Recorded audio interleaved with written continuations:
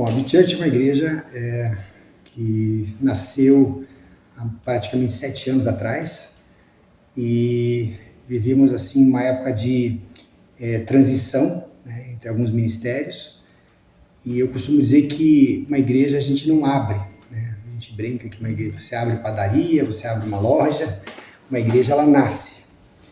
E a pedido de um casal de amigos, na verdade, a gente estava se reunindo semanalmente na sala da casa deles e a gente tinha um tempo ali de oração, um tempo de louvor, a gente conversava, a gente falava, meditava a respeito de uma palavra da Bíblia. E uma semana após a outra, a gente começou a convidar mais pessoas, começamos a convidar mais uma, mais duas. De repente a sala ficou pequena e aí decidimos mudar para uma sala comercial que na época estava desocupada, uma sala comercial minha estava desocupada. E a gente começamos a nos reunir ali também. Até que um dia, a minha esposa, a Débora, teve uma ideia, falou assim, por que a gente não faz um culto, né, nos moldes de domingo de manhã, né, toda aquela coisa. A gente pensou, puxa vida, por que não? Aí nós alugamos lá uma caixa de som, alugamos um microfone, o meu filho tocou, minha esposa ajudou aqui, todo mundo se ajudou um pouquinho, alugamos umas cadeiras e fizemos um culto de manhã. Anunciamos nas redes sociais e aí começou a igreja, a nos reunir como igreja, domingos de manhã. Porém, a igreja ficou conhecida como a Igreja do Sandro e da Débora. E a gente achou que não era um nome bom. A gente precisava de um nome. Aí começamos a orar a respeito disso. Começamos a buscar em Deus essa identidade, né, como igreja. E o nome ele diz muito. Né? O nome ele é muito importante. Ele significa, ele traduz, né, a tua essência. E lembro-me que, naquele tempo, uma das grandes dilemas que vivíamos assim era, afinal de contas, né, o que é igreja? O que é ser igreja? Como é ser igreja? Né? Como a igreja deve ser? E nós fazíamos essas perguntas, e aí surgiu, né, o Be Church, né? Seja igreja, do inglês, né? To be church, seja igreja.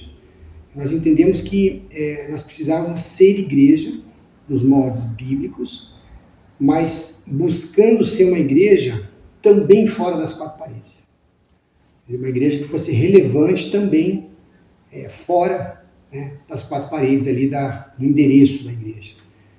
Aí lembro que a gente procurou, fomos atrás, né, de toda essa identidade visual, da questão do registro, não encontramos nada que, né, pudesse impedir, e aí começamos efetivamente a nos reunir como igreja, como B-Church.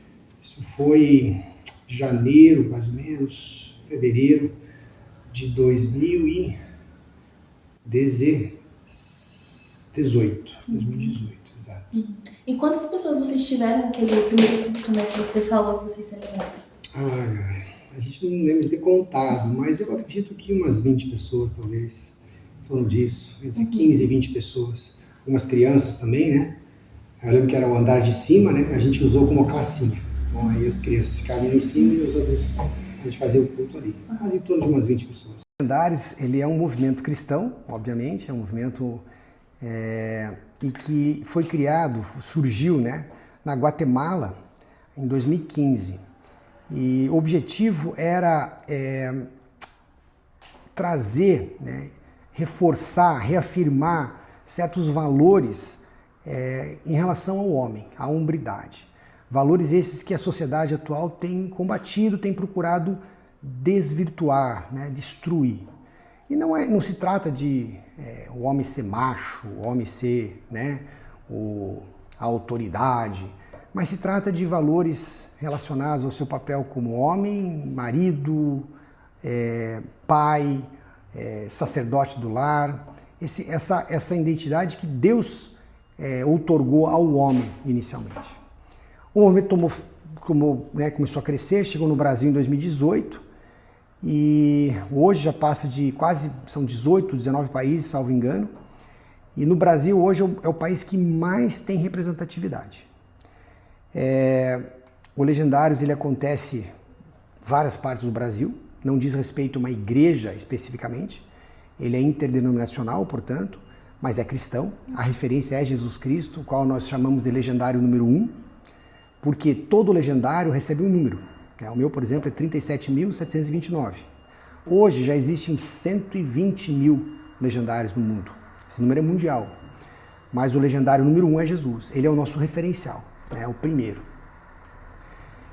E ali a gente procura, a gente, né, bate muito nessa questão, nesses 3 dias, nessas 72 horas, onde a gente é levado a enfrentar, né, desafios físicos, desafios que diz respeito às nossas emoções, à nossa alma e, obviamente, espiritual, né?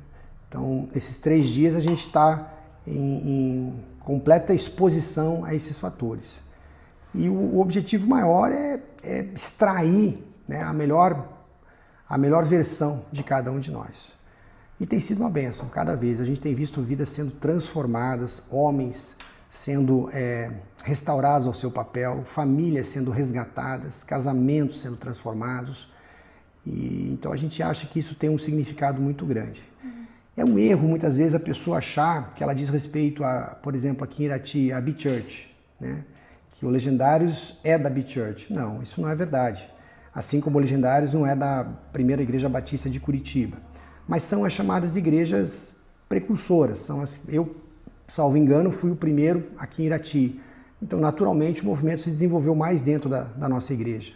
Mas existem pessoas de várias denominações que nos acompanham também, que caminham, né? Então, qualquer homem cristão, obviamente, porque o movimento é absolutamente cristão, né? Tem esse, mas católico romano, enfim, qualquer religião, qualquer igreja, ou mesmo sem igreja, ele é bem-vindo, né, a participar. E não existe uma obrigatoriedade, puxa, eu subi, eu sou de Irati, agora eu sou obrigado a frequentar a B-Church, né? Não, de jeito nenhum. As pessoas, você volta para a sua igreja normalmente, você dá sequência à tua vida, à tua religião, digamos assim. Mas, por outro lado, nós caminhamos como manada. Então, existem eventos onde os legendários aqui em Irati vão se reunir, mas independente de religião, independente de qualquer... Vocês pegam esses 3 dias, né, e saem de Irati, vão para outro lugar? Hoje no Brasil existem várias pistas que a gente chama, né? A pista que a gente serve e sobe normalmente é em Curitiba, tá?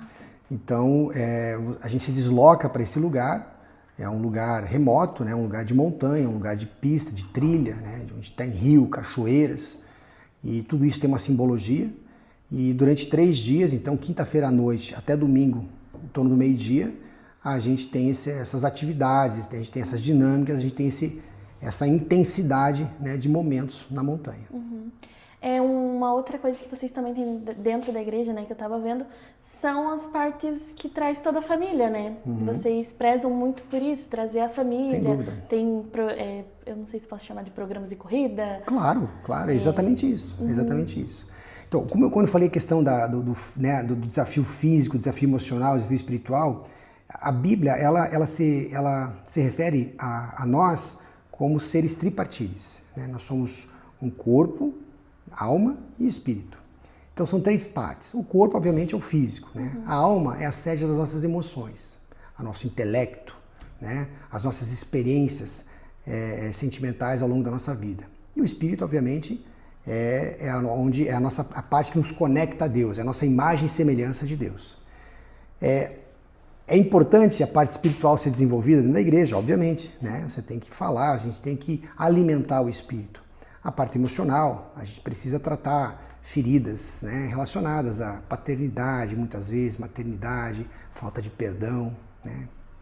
Muito comum, né, as pessoas hoje em dia carregarem mágoas, ressentimentos, e como isso faz mal, né? Isso interfere, inclusive, no físico e no espiritual.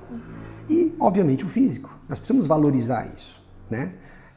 Então a gente começou a estimular as pessoas na igreja através desses grupos, né, jiu-jitsu, de corrida, grupos de futebol, para estimular a prática esportiva.